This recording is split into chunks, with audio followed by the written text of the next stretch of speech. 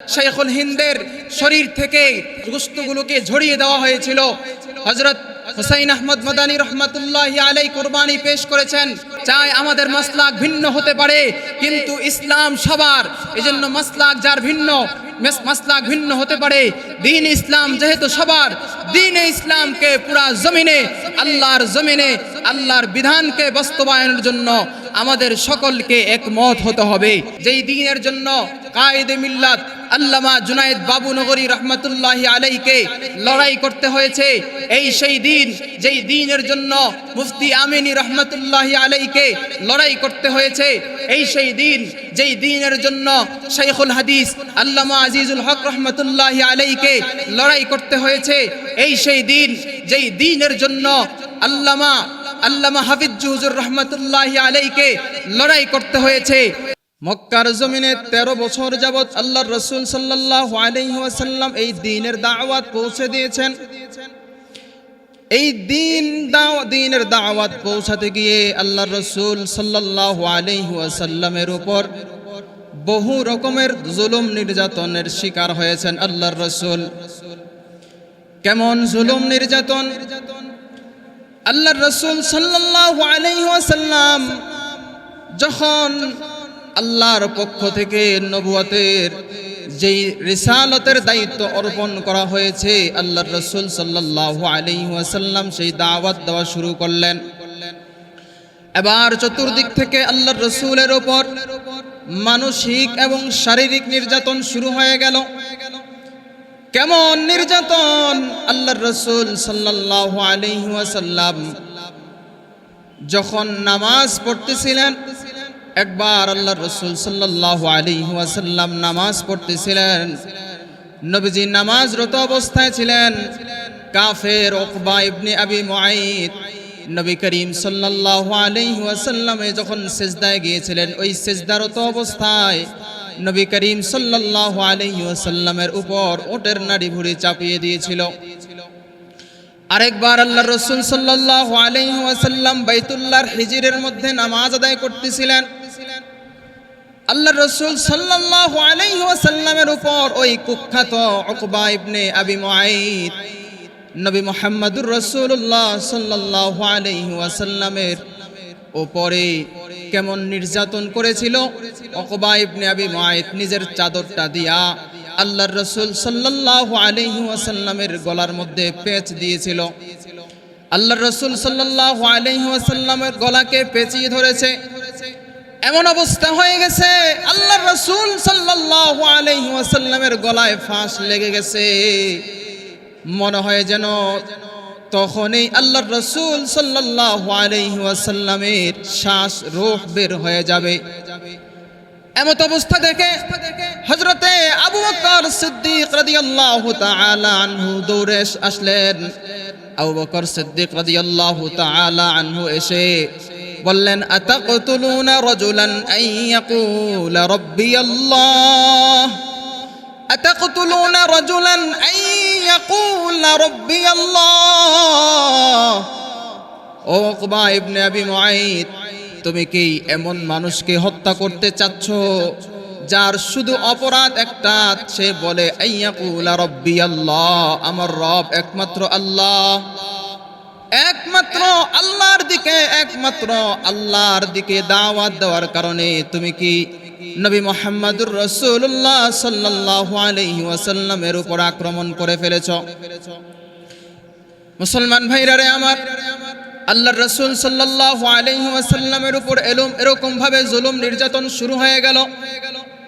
শেষ পর্যন্ত যখন তারা দেখলো আল্লাহর রাসূল সাল্লাল্লাহু আলাইহি ওয়াসাল্লামকে কোনোভাবেই দমানো সম্ভব হচ্ছে না, আল্লাহর রাসূল সাল্লাল্লাহু আলাইহি ওয়াসাল্লাম দ্বীনের দাওয়াত থেকে ফিরে আসতেছেন না, তখন শুধু আল্লাহর রাসূলকে নয়, বরং আল্লাহর রাসূলের গোটা পরিবার, যার মধ্যে মুসলমানও ছিল কাফেরও ছিল, সকলকে তারা সম্মিলিতভাবে বয়কট করে ফেলল। শিয়াবে আবি তালেবের মধ্যে আল্লাহর রাসূল সাল্লাল্লাহু আলাইহি ওয়াসাল্লামকে তার আত্মীয় স্বজন, নিকটজন, আপনজন সহ 3 বছর পর্যন্ত তারা সেখানে আল্লাহর রাসূলকে বন্দী করে রেখেছে। এমন অবস্থা হয়ে গেছে আল্লাহর রাসূল সহ অন্যান্য সমস্ত মানুষগুলা ক্ষুধার যন্ত্রণায় কাতরাচ্ছিল, খাবারের জন্য কিছুই পায় নাই। আল্লাহর রাসূল সাল্লাল্লাহু আলাইহি ওয়াসাল্লাম সহ অন্যান্য মানুষদের এমন অবস্থা হয়ে গেছে, ক্ষুধার যন্ত্রণায় পেটের খিদায় তাদের এমন অবস্থা হয়ে গেছে। আল্লাহর রাসূল সাল্লাল্লাহু আলাইহি ওয়াসাল্লামের সাহাবীরা বলেন যে ক্ষুধার যন্ত্রণায় পেটের মধ্যে ক্ষুধা, এমত অবস্থায় খাবারের জন্য কিছু নাই। ওই যে গাছের লতা পাতা তারা খেয়ে জীবন যাপন করেছে, গাছের পাতা খেয়ে তারা নিজেদের ক্ষুধার যন্ত্রণা নিবারণ করেছে। এমনকি এমন অবস্থা হয়ে গেছে আল্লাহর রাসূল সাল্লাল্লাহু আলাইহি ওয়াসাল্লামের সাহাবীরা এই যে খাবারের যন্ত্রণায়, ক্ষুধার যন্ত্রণায় কষ্ট করেছেন, এই যে এমন কষ্ট করেছেন, খাবার নাই, পেটের মধ্যে খাবার নাই, পেশাব পায়খানার জরুরতও হয় না, কারণ পেটের মধ্যে ক্ষুধা, তারা পেশাব পায়খানা করবে কি? সাহাবায়ে কারাম বলেন যে একটা ছাগল যেরকম ভাবে তার পায়খানা হয় বড়ি বড়ি, আমাদের সকলের অবস্থা এমন হয়ে গেছে। মুসলমান ভাইরা রে আমার, আল্লাহর রাসূল সাল্লাল্লাহু আলাইহি ওয়াসাল্লাম 3 বছর যাবত এমন ভাবে ছিলেন। এরপর আল্লাহ পাক রব্বুল আলামিন আল্লাহর রাসূল ও অন্যান্য সাহাবীদের সহ আল্লাহর রাসূলের অন্যান্য নিকটাত্মীয়দেরকে 3 বছর পর এই বন্দী দশা থেকে মুক্তিদান করলেন। এবার আল্লাহর রাসূল সাল্লাল্লাহু আলাইহি ওয়াসাল্লাম মক্কার মানুষদের ব্যাপারে নিরাশ হয়ে গেলেন। আল্লাহর রাসূল সাল্লাল্লাহু আলাইহি ওয়াসাল্লাম নিরাশ হয়ে এবার চিন্তা করলেন, মক্কার মানুষেরা আমার দাওয়াতকে গ্রহণ করে নাই, আমার আপনজন, আমার আত্মীয় স্বজন আমার কথাকে গ্রহণ করে নাই। এবার আল্লাহর রাসূল সাল্লাল্লাহু আলাইহি ওয়াসাল্লাম আশা নিয়া তায়েফের ময়দানে রওনা করলেন। আল্লাহর রাসূল চিন্তা করলেন, মক্কার মানুষেরা আমাকে গ্রহণ করলো না, মক্কার মানুষেরা আমাকে গুরুত্ব দিল না, আমার কথাকে তারা মানলো না। এবার নবীজি চিন্তা করলেন, ওই যে দুধমা হযরতে হালিমাতুস সাদিয়া রাদিয়াল্লাহু তাআলা আনহার বাড়ি হলো তায়েফ। চিন্তা করলেন নিজের দুধমায়ের এলাকায় গিয়ে দেখি তারা আমার কথাকে গ্রহণ করে কিনা, আমার নবুয়তকে স্বীকার করে কিনা। এবার আল্লাহর রাসূল সাল্লাল্লাহু আলাইহি ওয়াসাল্লাম শুধুমাত্র হযরতে যায়েদ ইবনে হারিসা রাদিয়াল্লাহু তাআলা আনহুকে সাথে নিয়া তায়েফের দিকে রওনা করলেন। তায়েফ শহরে গিয়া 3 ভাই হাবিব, মাসউদ, আবদি ইয়ালিলের কাছে সর্বপ্রথম এই 3 ভাইয়ের কাছে নবুয়তের জিম্মাদারি নিয়া, নবুয়তের দাওয়াত নিয়া আল্লাহর রাসূল সাল্লাল্লাহু আলাইহি ওয়াসাল্লাম তাদের কাছে গেলেন। আল্লাহর রাসূল তাদেরকে দ্বীনের দাওয়াত দিলেন। দ্বীনের দাওয়াত পেয়ে তারা 3 ভাইয়ের মধ্যে এক ভাই বলে উঠল, মুহাম্মদ, আল্লাহ কি কুরাইশের মধ্যে তোমার ছাড়া আর কাউকে পায় নাই যে তোমাকে নবুয়ত দান করলেন? আরেক ভাই বলল, মুহাম্মদ, নবুয়ত দেওয়ার মতো কি এমন যোগ্যতা তোমার মধ্যে আছে যে আল্লাহ রাব্বুল আলামিন তোমাকে নবুয়ত দান করলেন? তৃতীয় আরেক ভাই বলে, মুহাম্মদ, তায়েফে এসেছো, বেশি দিন থাকার সুযোগ নাই, যত দ্রুত সম্ভব তায়েফ থেকে তুমি সরে পড়ো, কারণ তোমার চেহারাও আমরা দেখতে চাই না। নাউজুবিল্লাহ। 3 ভাই আল্লাহর রাসূল সাল্লাল্লাহু আলাইহি ওয়াসাল্লামকে বিভিন্নভাবে কটূক্তি করলো। আল্লাহর রাসূল সাল্লাল্লাহু আলাইহি ওয়াসাল্লাম মনে ব্যথা নিয়া তায়েফে গিয়েছিলেন, আশা নিয়া। আল্লাহর রাসূল সাল্লাল্লাহু আলাইহি ওয়াসাল্লামকে তায়েফের মানুষও গ্রহণ করলো না।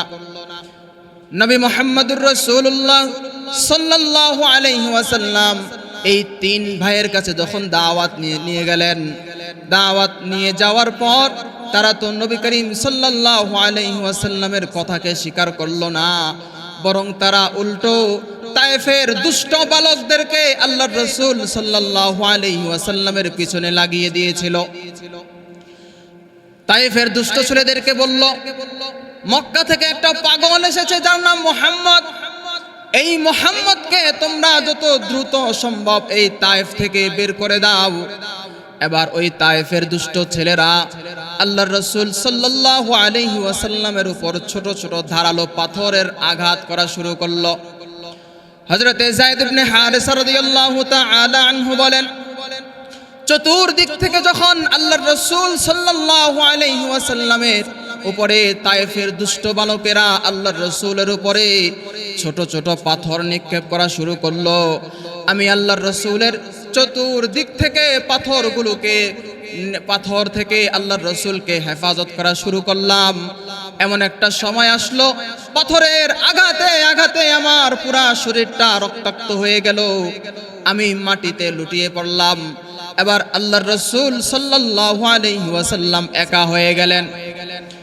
আল্লাহর রাসূল সাল্লাল্লাহু আলাইহি ওয়াসাল্লাম যখন একা হয়ে গেলেন, এবার তায়েফের দুষ্ট ছেলেরা আল্লাহর রাসূল সাল্লাল্লাহু আলাইহি ওয়াসাল্লামের উপরে পাথর নিক্ষেপ করা শুরু করলো।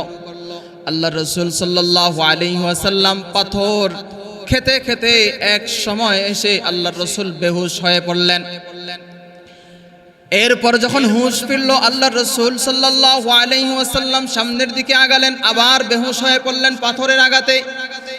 আবার হুঁশ ফিরল, আল্লাহর রাসূল সাল্লাল্লাহু আলাইহি ওয়াসাল্লাম আবার সামনের দিকে আগালেন। কিন্তু ওই তায়েফের দুষ্ট বালকেরা আল্লাহর রাসূলের উপর পাথর নিক্ষেপ বন্ধ করে নাই। এভাবে চলতে চলতে আল্লাহর রাসূল সাল্লাল্লাহু আলাইহি ওয়াসাল্লাম শেষ পর্যন্ত এমন এক জায়গায় পৌঁছলেন, গিয়ে দেখলেন সামনে শুধু পাহাড়, আর কোনো রাস্তা দেখা যায় না। আল্লাহর রাসূল সাল্লাল্লাহু আলাইহি ওয়াসাল্লাম সেখানে পড়ে গেলেন। এবার হযরতে যায়েদ ইবনে হারিসা রাদিয়াল্লাহু তাআলা আনহু বলেন, নবী মুহাম্মদুর রাসূলুল্লাহ সাল্লাল্লাহু আলাইহি ওয়াসাল্লামকে আমি কোলে নিলাম। কোলে নিয়ে আল্লাহর রাসূল সাল্লাল্লাহু আলাইহি ওয়াসাল্লামের উপর পাথরের যে আঘাতগুলো এসেছিল, ছোট ছোট পাথরগুলো আল্লাহর রাসূলের শরীর থেকে আমি সরাচ্ছিলাম আর কান্না করতেছিলাম। কান্নার দুই একটা অশ্রুর ফোঁটা আল্লাহর রাসূল সাল্লাল্লাহু আলাইহি ওয়াসাল্লামের শরীরের মধ্যে পড়লো। আল্লাহর রাসূল সাল্লাল্লাহু আলাইহি ওয়াসাল্লাম বেহুশ থেকে হুঁশ ফিরে আসলো। এবার আল্লাহর রাসূল সাল্লাল্লাহু আলাইহি ওয়াসাল্লাম হযরতে যায়েদ ইবনে হারিসা রাদিয়াল্লাহু তাআলা আনহুকে জিজ্ঞাসা করলেন, ও যায়েদ, তুমি কান্না করো কেন?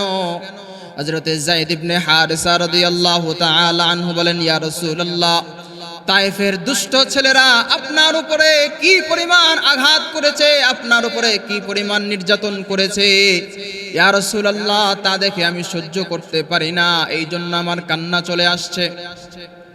হযরতে ফাতেমা হযরতে আয়েশা সিদ্দিকা রাদিয়াল্লাহু তাআলা আনহা নবী করিম সাল্লাল্লাহু আলাইহি ওয়াসাল্লামকে জিজ্ঞাসা করেছিলেন, ইয়া রাসূলুল্লাহ, মক্কার মানুষেরা যখন আপনি উহুদের যুদ্ধে গিয়েছিলেন, উহুদের যুদ্ধে আপনার উপরে আঘাত করেছিল, আপনি জখম হয়েছেন।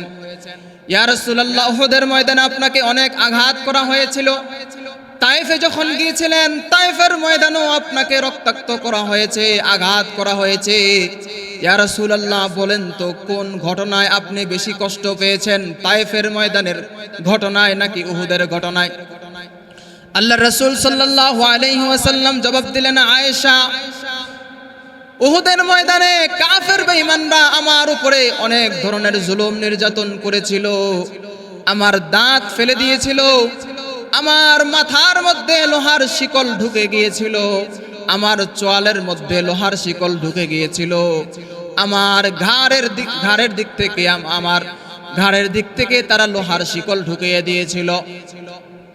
আম্মা জান হযরতে আয়েশা সিদ্দিকা রাদিয়াল্লাহু তাআলা আনহাকে নবীজি বলেন, আয়েশা, এত কষ্ট দেওয়ার পরেও উহুদের ময়দানের কষ্টটা আমার বেশি স্মরণ হয় না, কারণ উহুদের ময়দানে আমার ডানে বামে সামনে পিছনে আবু বকর, ওসমান, আলী, ওমর, আমার নিকটাত্মীয়, আমার আপনজন, আমার সাহাবায়ে কেরাম আমার পাশে ছিল। এই জন্য আমার সান্ত্বনা আমাকে সান্ত্বনা দিয়েছিল। যদিও কষ্ট পেয়েছি, সেই কষ্টের কথা আমার আর স্মরণ হয় না। কিন্তু তায়েফের ময়দানে এমন এক এলাকায় গিয়েছিলাম যেখানে আমার কোনো আত্মীয় স্বজন নাই, আমার কোনো নিকটাত্মীয় আমার পাশে ছিল না, আমার আপনজন ছিল না, শুধুমাত্র আমার পালক পুত্র হযরতে যায়েদ ইবনে হারিসা রাদিয়াল্লাহু তাআলা আনহু শুধুমাত্র নবীজির পাশে ছিলেন। এজন্য নবীজি বলেন, তায়েফের ময়দানে তারা যেই পরিমাণ কষ্ট দিয়েছিল, ওই কষ্টের পরিমাণ বেশি হলেও আমার ওই তায়েফের কষ্টের কথা বেশি স্মরণ হয়।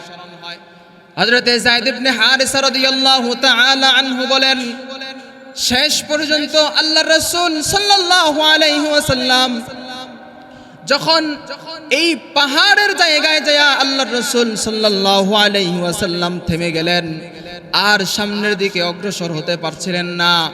এমত অবস্থায় চোখ খুলে দেখেন হযরতে জিবরাইল আলাইহিস সালাম দাঁড়িয়ে আছেন। হযরতে জিবরাইল আলাইহিস সালামকে আল্লাহর রাসূল সাল্লাল্লাহু আলাইহি ওয়াসাল্লাম জিজ্ঞাসা করলেন, ইয়া জিবরাইল, লিমাযা জিতা ফি হাযিহিল হালাতি ফি হাদাল ওয়াক্তি? হে জিবরাইল, তুমি কেন এই অবস্থায় এই সময় এসেছো? হাল উনজিলা আলাইয়াল কুরআন? ও জিবরাইল, এমত অবস্থায় কি আমার উপরে কোরআন নাজিল হয়েছে নাকি? কোরআন নিয়ে এসেছো নাকি? আল্লাহর রাসূল সাল্লাল্লাহু আলাইহি ওয়াসাল্লামের প্রশ্নের জবাবে হযরতে জিবরাইল আলাইহিস সালাম বলেন, ইয়া রাসূলুল্লাহ, না না, কোন কোরআনের আয়াত নিয়া, কোন সূরা নিয়া, কোরআন নিয়া আপনার কাছে নাজিল হয় নাই। ইয়া রাসূলুল্লাহ, আমি শুধু একাই আপনার কাছে আসি নাই, বরং তায়েফের এই পাহাড়ের জিম্মাদার ফেরেশতাকে নিয়ে আপনার কাছে এসেছি। ইয়া রাসূলুল্লাহ, আপনি শুধু বলেন, আপনি অনুমতি দেন, আপনি কি চান? আপনি যদি চান যে এই যে পাহাড় আছে তায়েফের, দুইটা পাহাড়কে দুই দিক থেকে চাপ দিয়া তায়েফের মানুষদেরকে ধ্বংস করে দেওয়া হবে। আল্লাহর রাসূল সাল্লাল্লাহু আলাইহি ওয়াসাল্লাম জবাবে বললেন, না, যে তারা হয়তো আমার দাওয়াতকে কবুল করে নাই, তারা হয়তো আমার কথাকে শুনে নাই, কিন্তু হ্যাঁ, তাদের পরবর্তী প্রজন্ম যারা হবে, তাদের সন্তান যারা আসবে, তারা আমার দাওয়াতকে কবুল করতে পারে। তারা হয়তো আমাকে নবী হিসাবে, রাসূল হিসাবে আমার রিসালাতকে তারা মানতে পারে। কাজেই তাদেরকে ধ্বংস করা যাবে না, কারণ আমি উম্মতের জন্য রহমতের নবী। কারণ আল্লাহ রাব্বুল আলামিন আমাকে জগৎবাসীর জন্য রহমত হিসেবে প্রেরণ করেছেন।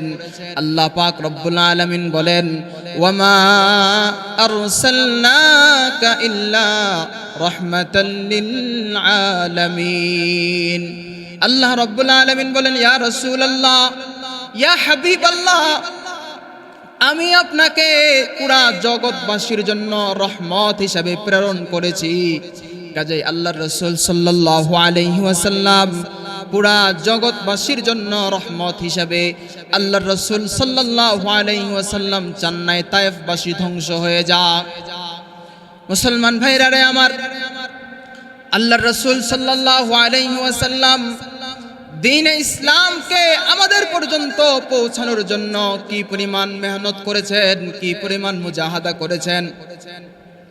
শুধুমাত্র আল্লাহর রাসূল সাল্লাল্লাহু আলাইহি ওয়াসাল্লাম মেহনত করেছেন তাই নয়, এই দ্বীনের দাওয়াতকে পৌঁছাতে গিয়া, দ্বীন কায়েম করতে গিয়া আল্লাহর রাসূল সাল্লাল্লাহু আলাইহি ওয়াসাল্লাম রক্তাক্ত হয়েছেন, মার খেয়েছেন।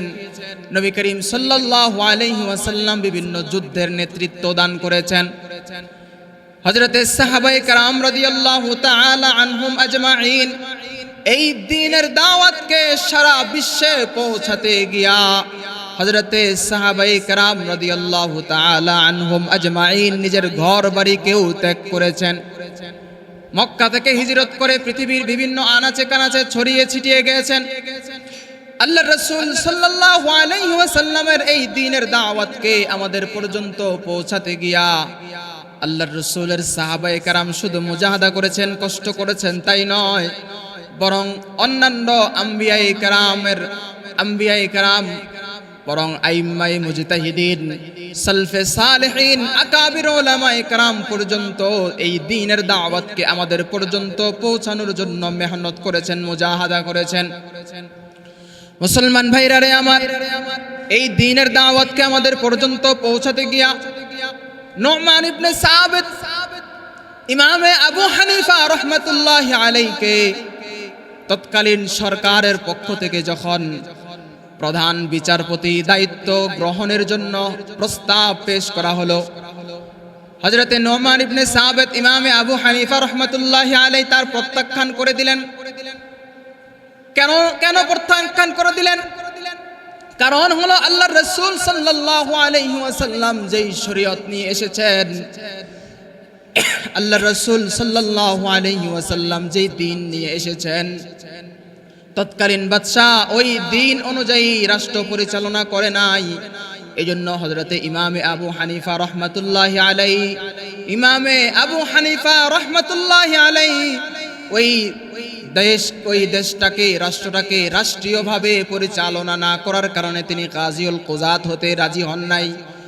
এর শাস্তি স্বরূপ হযরতে ইমামে আবু হানিফা রাহমাতুল্লাহি আলাইহি এর হাত পাকে বেঁধে বিষ পান করিয়ে ইমামে আবু হানিফা রাহমাতুল্লাহি আলাইহিকে শহীদ করে দেওয়া হয়েছে। ইমামে আবু হানিফা রাহমাতুল্লাহি আলাইহি এর লাশ যখন জেলখানা থেকে বের হচ্ছিল, ইমামে আবু হানিফা রাহমাতুল্লাহি আলাইহি এর লাশ দেখে 90,000 খ্রিস্টান মুসলমান হয়ে গেছে। মুসলমান ভাইরারে আমার, শুধু ইমামে আবু হানিফা কুরবানি করেছেন তাই নয়, ইমামে আহমদ ইবনে হাম্বল রাহমাতুল্লাহি আলাইহি তৎকালীন বাদশা খলিফা মুতাসিম বিল্লাহর পক্ষ থেকে ইমামে আবু হানিফা, ইমামে আহমদ ইবনে হাম্বল রাহমাতুল্লাহি আলাইহি এর সাথে যখন ইমামে আহমদ ইবনে হাম্বল রাহমাতুল্লাহি আলাইহি এর সাথে তৎকালীন বাদশা মুতাসিম বিল্লাহর যখন যুদ্ধ শুরু হয়ে গেল, বাদানুবাদ শুরু হয়ে গেল, দ্বন্দ্ব শুরু হয়ে গেল, ইমাম আহমদ ইবনে হাম্বল রাহমাতুল্লাহি আলাইহিকে মুতাসিম বিল্লাহ প্রস্তাব করলো যে খলকে কোরআনের মাসআলায় আপনি আমার পক্ষে চলে আসেন। ইমাম আহমদ ইবনে হাম্বল রাহমাতুল্লাহি আলাইহি বললেন যে খলকে কোরআনের মাসআলায় আমি আপনার পক্ষে যেতে পারবো না। খলকে কোরআনের মাসআলায় ইমাম আহমদ ইবনে হাম্বল রাহমাতুল্লাহি আলাইহি তার মতের উপরে অটুট থাকলেন। আল্লাহর রাসূল সাল্লাল্লাহু আলাইহি ওয়াসাল্লাম যেই দ্বীন নিয়ে এসেছেন, দ্বীনের উপরে অটল থাকলেন। এর কারণে আল্লাহর রাসূল সাল্লাল্লাহু আলাইহি ওয়াসাল্লামের পক্ষ থেকে ইমামে আহমদ রাহমাতুল্লাহি আলাইহির জন্য ইমামে শাফিঈ রাহমাতুল্লাহি আলাইহির কাছে আল্লাহর রাসূল সাল্লাল্লাহু আলাইহি ওয়াসাল্লাম হযরত ইমাম শাফিঈ রাহমাতুল্লাহি আলাইহিকে সালাম দিয়ে বললেন, ও ইমাম শাফিঈ, যাও আমার আহমদকে সালাম দিয়ে বলবা, আহমদ যদি তার মতের উপরে ঠিক থাকে তাহলে দ্বীন ইসলাম ঠিক থাকবে। মুসলমান ভাইরা আমার, শুধু ইমাম আহমদ ইবনে হাম্বল রাহমাতুল্লাহি আলাইহি কুরবানি করেছেন তাই নয়, আল্লাহর রাসূল সাল্লাল্লাহু আলাইহি ওয়াসাল্লামের এই দ্বীন আল্লাহ পাক রব্বুল আলামিন কিয়ামত পর্যন্ত অটুট রাখবেন। আল্লাহর রাসূল সাল্লাল্লাহু আলাইহি ওয়াসাল্লামের এই দ্বীনকে আল্লাহ রব্বুল আলামিন কিয়ামত পর্যন্ত বাকি রাখবেন। তবে আল্লাহ পাক রব্বুল আলামিন তো আসমান থেকে নেমে এসে দ্বীনকে কায়েম করে যাবেন না, বরং আমার আপনার মধ্য থেকে কাউকে, কোনো গোলামকে আল্লাহ রব্বুল আলামিন তার এই দ্বীনের জন্য কবুল করবেন। আর এই কোন গোলামের মাধ্যমে আল্লাহ রব্বুল আলামিন এই দ্বীনকে কিয়ামত পর্যন্ত অটুট রাখবেন। এই দ্বীনের জন্য আল্লাহ পাক রব্বুল আলামিন যুগে যুগে যে সমস্ত নবী করিম সাল্লাল্লাহু আলাইহি ওয়াসাল্লামদেরকে প্রেরণ করেছেন, তারা দ্বীনের জন্য কুরবানি পেশ করেছেন। আম্বিয়ায়ে কেরাম দ্বীনের জন্য রক্ত দিয়েছেন। আল্লাহর রাসূল সাল্লাল্লাহু আলাইহি ওয়াসাল্লাম রক্ত ঝরিয়েছেন। সাহাবায়ে কেরাম এই দ্বীনের জন্য রক্ত ঝরিয়েছেন। আইম্মায়ে মুজতাহিদিন এই দ্বীনের জন্য কুরবানি পেশ করেছেন।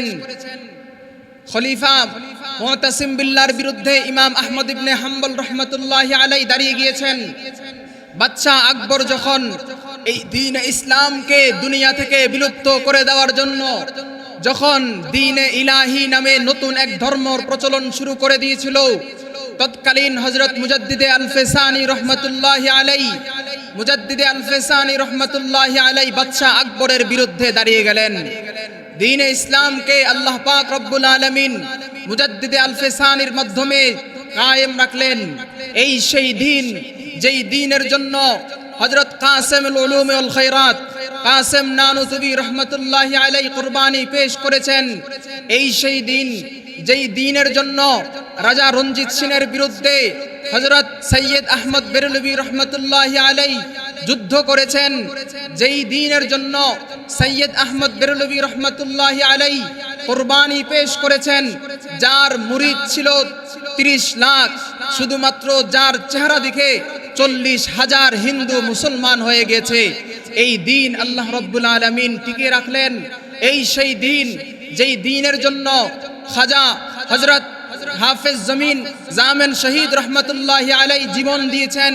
হযরত জামেন শহীদ রহমতুল্লাহি আলাই, হযরত জামেন শহীদ রহমতুল্লাহি আলাই শামিলির ময়দানে জীবন দান করেছেন।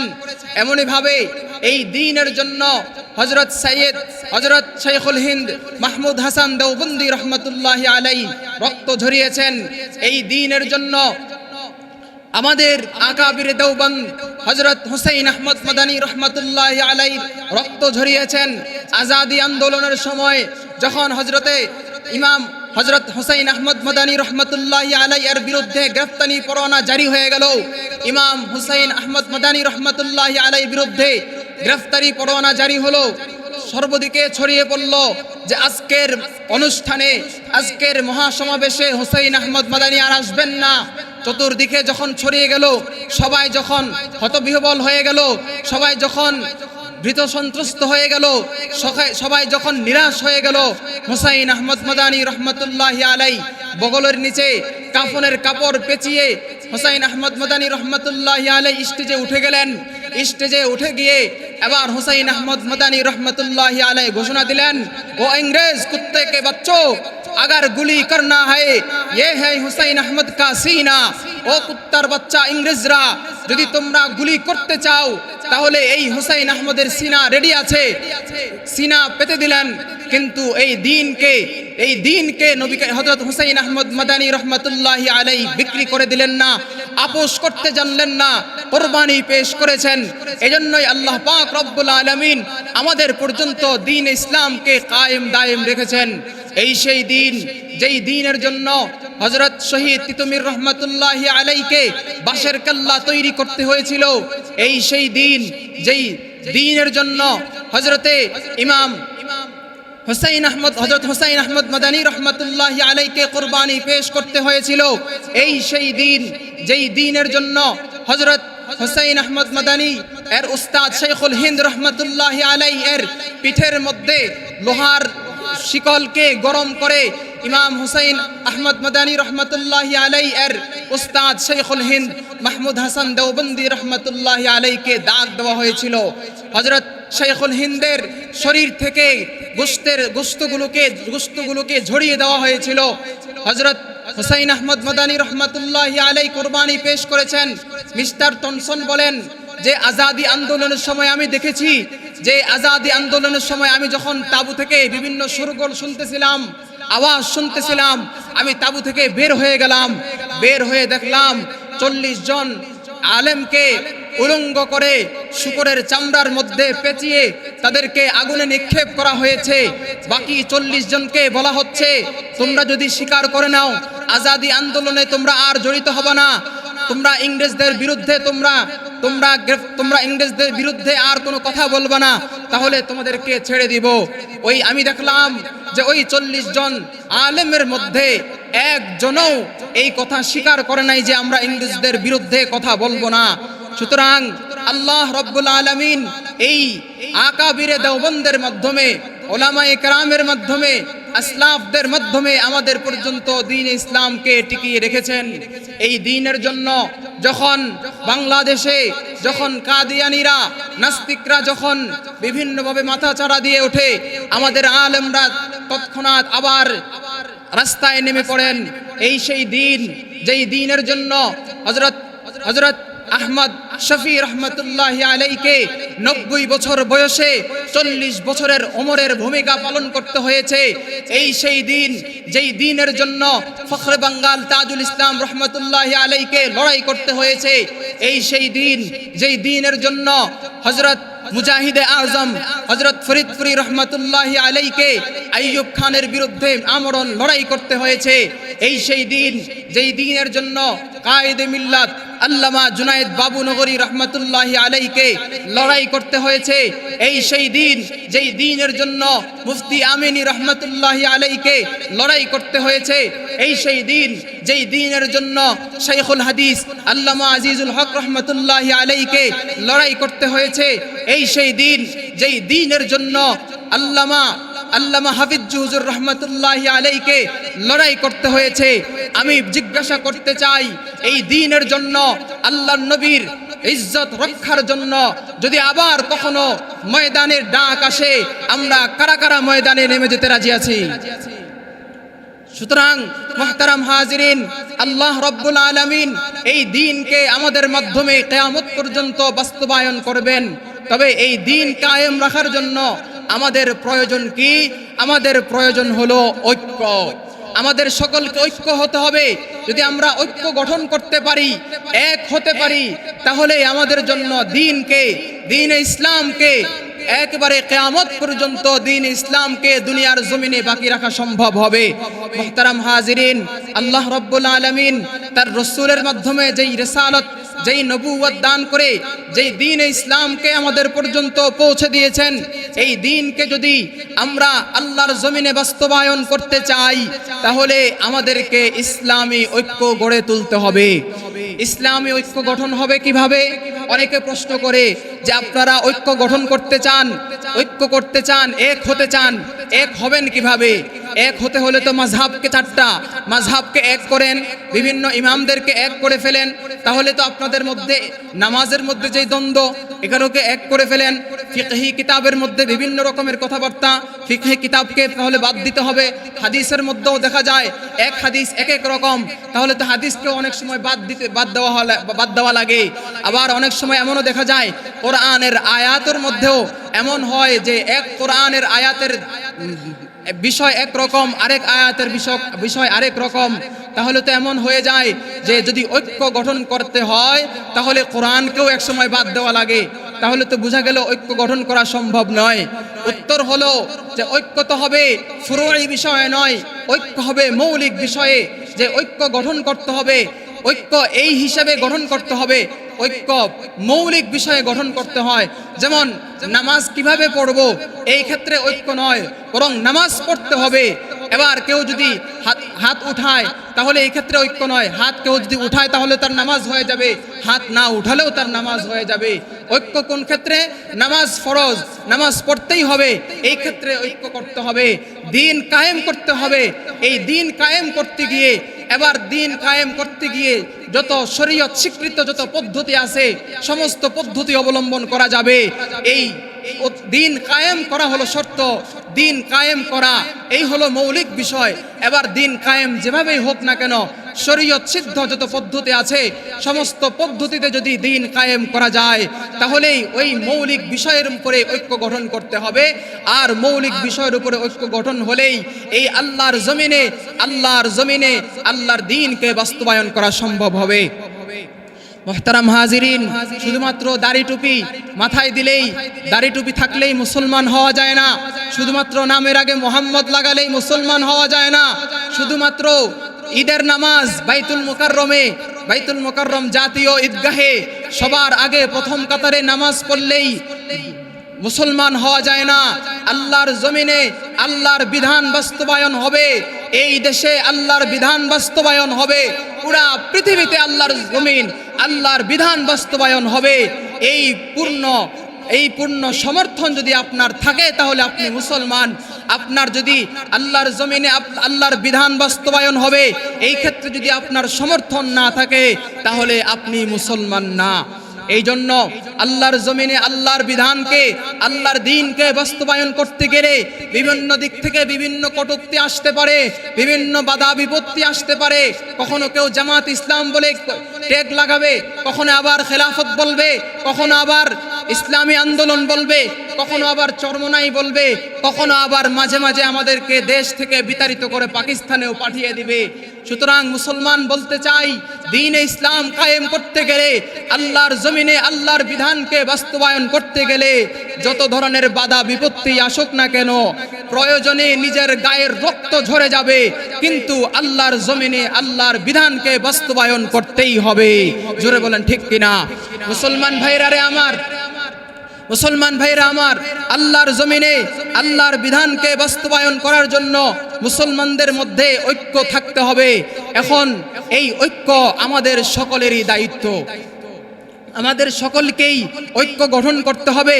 এই ঐক্য গঠন করতে গিয়ে আমাদের যত বাধা বিপত্তি আসুক না কেন, আমাদেরকে যদি আমার নিকটাত্মীয় বাধা দিতে আসে, আমার আপনজন যদি আমাকে দ্বীন কায়েমের ক্ষেত্রে বাধা হয়ে দাঁড়ায়, তাহলে নিজের আপনজন, আত্মীয় স্বজন, নিজের মানুষকেও আমাদেরকে ত্যাগ করতে কার্পণ্য করব না। সুতরাং মুসলমান বলতে চাই যে এই দিনকে পুরা দুনিয়ার মধ্যে ছড়িয়ে দেওয়ার দায়িত্ব একমাত্র আমাদের। এই দ্বীন-এ ইসলাম আল্লাহর জমিনে বাস্তবায়ন করব, এই জন্য আমাদের সকলকেই একত্রিত হতে হবে, সকলকে ঐক্যমত গড়ে তুলতে হবে, সকলেই এক প্ল্যাটফর্মে আসতে হবে। চাই আমাদের মাসলাক ভিন্ন হতে পারে, কিন্তু ইসলাম সবার। এই জন্য মাসলাক যার ভিন্ন, মাসলাক ভিন্ন হতে পারে, দ্বীন ইসলাম যেহেতু সবার, দ্বীন-এ ইসলামকে পুরা জমিনে, আল্লাহর জমিনে আল্লাহর বিধানকে বাস্তবায়নের জন্য আমাদের সকলকে একমত হতে হবে। মুসলমান ভাইরা আমার, আল্লাহর জমিনে আল্লাহর বিধান বাস্তবায়ন হবে, এই জন্য আমাদের একমাত্র অভিষ্ট, আমাদের লক্ষ্য হবে একমাত্র আল্লাহ রাব্বুল আলামিন। আল্লাহর সন্তুষ্টি হবে আমাদের একমাত্র উদ্দেশ্য, তার পথই হবে সিরাতে মুস্তাকিম। এই সিরাতে মুস্তাকিমের উপরে চলতে গিয়ে কাউকে ভালোবাসতে হবে, কারো প্রতি ভালোবাসা, কারো প্রতি ঘৃণা, সব কিছু হবে একমাত্র আল্লাহ তাআলার জন্য। কারো প্রতি বিদ্বেষ হবে, কারো প্রতি ভালোবাসা জন্মাবে, সব কিছু হবে একমাত্র আল্লাহ তাআলার জন্য। সুতরাং যদি একমাত্র আল্লাহকে রাজি খুশি করার জন্য মানুষকে ভালোবাসা ঘৃণা হয়, ইসলামী ঐক্য গড়ে তোলার মন মানসিকতা তৈরি হয়, তাহলেই আল্লাহর রাসূল সাল্লাল্লাহু আলাইহি ওয়াসাল্লাম যেই দ্বীন কায়েম করে গিয়েছিলেন, আল্লাহর রাসূল সাল্লাল্লাহু আলাইহি ওয়াসাল্লামের সাহাবায়ে কেরাম, খোলাফায়ে রাশিদিন যেই দ্বীন কায়েম করার জন্য, যেই দ্বীনকে প্রতিষ্ঠা করার জন্য, যেই সুশাসন ব্যবস্থাকে প্রতিষ্ঠা করার জন্য চেষ্টা করেছিলেন, মুজাহাদা করেছিলেন, এখনো আল্লাহর জমিনে সেই দ্বীন-এ ইসলাম, সেই ইসলামী অনুশাসন বাস্তবায়ন করা সম্ভব। এই জন্য আমাদেরকে থাকতে হবে পরিপূর্ণ ইসলামী সমর্থন। ইসলামের উপরে ঐক্য গড়ে তোলার সমর্থন যদি আমাদের মধ্যে থাকে, তাহলেই আমাদের জন্য ইসলামী শাসন তৈরি করা সম্ভব। ইসলামী অনুশাসন মেনে চললেই আমাদের জন্য সর্বক্ষেত্রে ইসলামী খেলাফা, ইসলামী এমারা গড়ে তোলা সম্ভব। এই জন্য তখন যদি এই ইসলামী ঐক্য গড়ে ওঠে, তখন আল্লাহর রাসূল সাল্লাল্লাহু আলাইহি ওয়াসাল্লামের সময় যেই ইসলামী সমাজ ব্যবস্থা ছিল, ইসলামী যেই শাসন ছিল, চারিদিকে শুধু শান্তি কল্যাণ, চারিদিকে শুধু নিরাপত্তা, সেই নিরাপত্তা শান্তি কল্যাণের সমাজ আবার আমাদের মধ্যে গড়ে উঠবে। মুসলমান, এই জন্য ওই সময় যেরকম ভাবে ইয়ামানের সনআ থেকে হাজরামাউত পর্যন্ত একজন নারী নিরাপদে, একাকী, নির্জনে এই সনআ থেকে হাজরামাউত পর্যন্ত নির্ভয়ে পৌঁছাতে পেরেছে, আবারও যদি ইসলামী শাসন আমাদের মধ্যে বাস্তবায়িত হয়, তাহলে আমাদেরও সেই অবস্থা তৈরি হবে যে আমরা এক প্রান্ত থেকে আরেক প্রান্ত যাব, কিন্তু আমাদের কোনো ধরনের চিন্তা পেরেশানি থাকবে না, আমাদের জানমালের নিরাপত্তাহীনতায় ভুগতে হবে না। কাজেই আমাদেরকে ইসলামী অনুশাসনের উপরেই জোরদার করতে হবে। মুসলমান ভাইরা আমার, কিন্তু বর্তমানে আমাদের কি অবস্থা হয়, মেন রোড থেকে যদি আমি বাসায় যেতে চাই, তাহলে বাসায় যাওয়ার আগেই আমার পকেটের জানমালের, আমার যত মোবাইল আছে, আমার টাকা পয়সা সব কিছু ছিনিয়ে নিয়ে যায়। মাঝে মাঝে তো এমনও হয় নিজের জানটাও অনেকে দিয়ে দিতে হয়। এই জন্য ইসলামী অনুশাসনের জন্য দায়িত্ব নিতে হবে আমাদের সবাইকে। ইসলামী অনুশাসন চাওয়া, ইসলামী অনুশাসনের জন্য চেষ্টা করা প্রত্যেক মুসলমান ইমানদারদের দায়িত্ব। আল্লাহ পাক রব্বুল আলামিন বলেন, ওয়া আনিহকুম বাইনাহুম বিমা আনজালাল্লাহ।